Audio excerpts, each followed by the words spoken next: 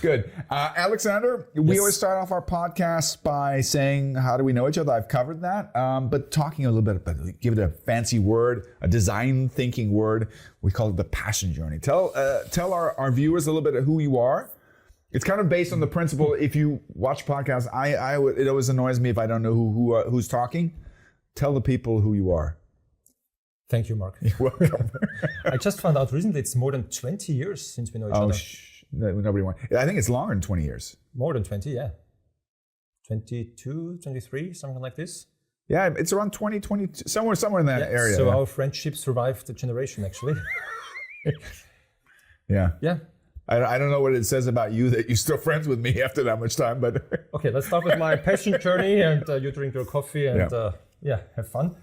Yes, great honor and great pleasure to be here. Mm-hmm. My name is Alex, really, really great here. I did industrial engineering and management at the Technical University in Vienna a couple years ago.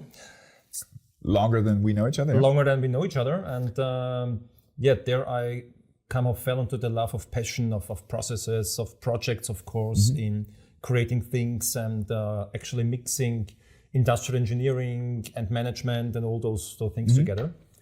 I worked quite some time in Boston, which was really, really great. Great city, yeah. Yeah, nice time, great city, quite European city from my perspectives, where I worked. That's why it's called New England. Yes. Yeah, it's kind of got a crossover feeling. Yeah. Really nice. So what did you do in Boston? You worked in a consulting firm, right? I worked in a consulting firm, yes. I had great seafood there, which was really, really nice. And I really fell in love. Lobster? Yes. Actually, I got poisoned by lobster. How do you say that? The Eiweißvergiftung? Protein. Yeah, protein overdose, yeah. Yeah. It happens. Did you get the hives? Yeah, it was cool. A friend of mine there had a boat and we went out for fishing and we collected 17 lobsters. That'll do it. And yeah, but it was really nice. So back to the serious stuff. Stay serious here, damn it. Sorry. What type of consulting did you do in Boston? Actually, it was a consulting company, and I supported and guided the company. They explored and they got bigger, and they just had 400 employees when we started, and a year later they were 2,500.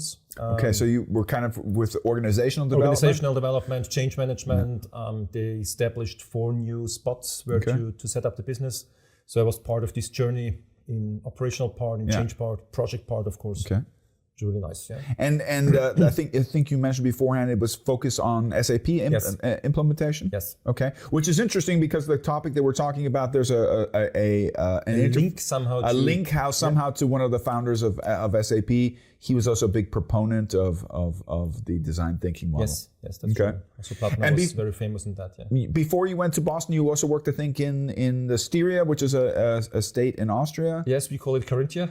Oh, Carinthia, you weren't in Steiermark, I thought. No, it's a Canton, for a production company. And I was kind of a project manager there. It was those days not so well defined, to be honest.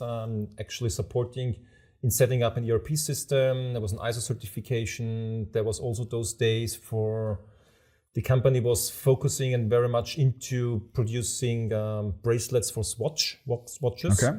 And then Nokia those days came up and said yes for the personalized handy covers, which were actually pre-printed and then like tiefgezogen, however you call it. I have no idea what the heck that is. Google it. Yeah, so flat plastic, and then you heat it up, and then you put it down in the molding. Molding, yeah. Yes. Okay. And they were personalized, and then you had the challenge to say, right, if you put your picture on this, and then you mold it. Okay. Where are your eyes, and so. So this is actually a little bit a precursor to what we're going to be talking about. Yeah? Yes, somehow. Yes, it was about users' experience and expectations from users at the end. And how to be creative and create a unique selling proposition. Okay. Yeah. Then after Boston, I jumped to a pharmaceutical company based in Vienna. Okay. International one, where we focused on logistic projects in how to make sure to have on-time delivery for medicine against blood poisoning. Okay. Actually. Yeah.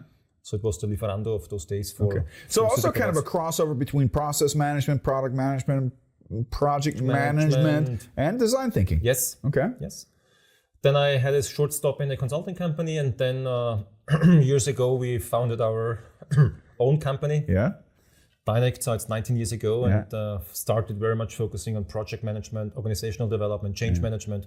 Step by step, of course, one of the focus areas was on how to make sure that customers are on board, users are on board, and then the design thinking approach developed, and I jumped into this topic and huge fan now. We did a German version of this beforehand, and one of the benefits of doing it a second time is that we can add things that we didn't think. Actually, we have another crossover point. Besides the fact that we've known each other and been friends for a long time, we've been working together in the area of project and program and portfolio and PMO management. A lot of clients that we shared and took care of together. We're kind of a good tag team when it comes to that. Yep. We also have another past, which is kind of goes into the topic of design thinking.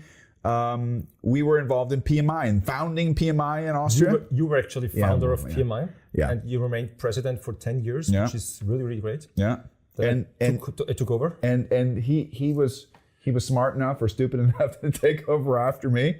But actually, I think if we're because we don't want to just explain design thinking from an academic perspective. We want to put it kind of in a context so that people can feel it.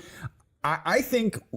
If I think in hindsight, we did some really aggressive design thinking back then because there was all sorts of resistance or disbelief that there was any need for what we were doing. And we had actually a very strong positive feedback from the market that we were spot on. Although everybody said, that's not going to work. Great events we did together, the Tool Time and the Portfolio Management Summit. And I mean, the largest, the first event we did had 190 participants, and the very last one that I was involved in, we had over 1,200 people over 2 days, 36 expert tracts, 4 expert seminars involved. So it was really nice. We did a lot of I think that's a good also starting point to talk about design